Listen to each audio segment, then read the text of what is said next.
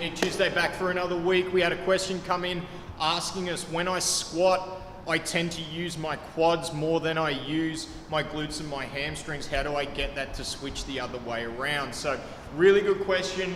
However, there are a lot of ways to answer this because it really, we would really need to see you squat as an individual to really break down what exactly is going on for you. So I'm going to answer this question from a couple of angles, and then we're going to actually do some other videos that are going to tee off what we kind of address in this video. So the first thing is, I'm kind of assuming we're referring to a back squat, because if we're looking at a front squat or an overhead squat, those two movements are going to be quad dominant movements just due to your torso position.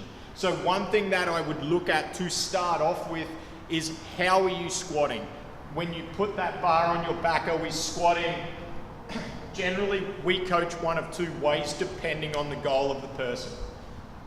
So first way would be more like an Olympic weightlifter style squat, where we're squatting with our toes slightly angled out, feet just outside our hips. But when we squat down, we're doing it with a more vertical torso and letting those knees shift forward over the top of our toes and coming up from there.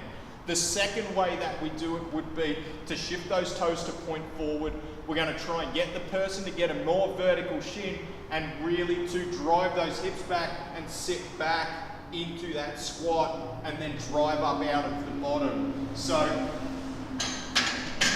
the thing with a squat is, a squat's not a squat, it's not a squat, it's not a squat. It does depend on how you squat as to what musculature you're using. So the first one we've shown with the more vertical torso, letting those knees shift forward, that's a more quad dominant movement, okay? So by changing it to a squat with a more vertical shin, where you're sitting back into it more, that's gonna utilize your posterior chain a little bit more than letting those knees shift forward. So shin angle's a big thing. One thing just to be aware of, if you can't get into that position where you are shifting those hips back and you're getting that relatively vertical shin to try and utilize that posterior chain a little bit more, it could be a strength deficit throughout those muscles. So you may actually need to go on and do some isolation movements throughout your glutes and your hamstrings to try and build up that strength.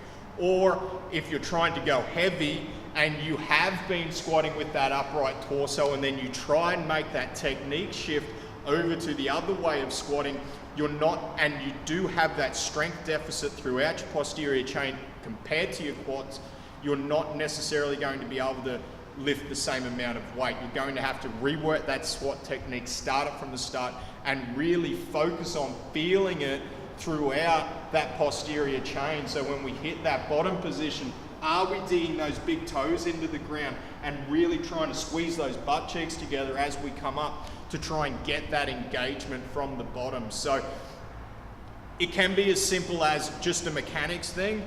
It can be a little bit more complex.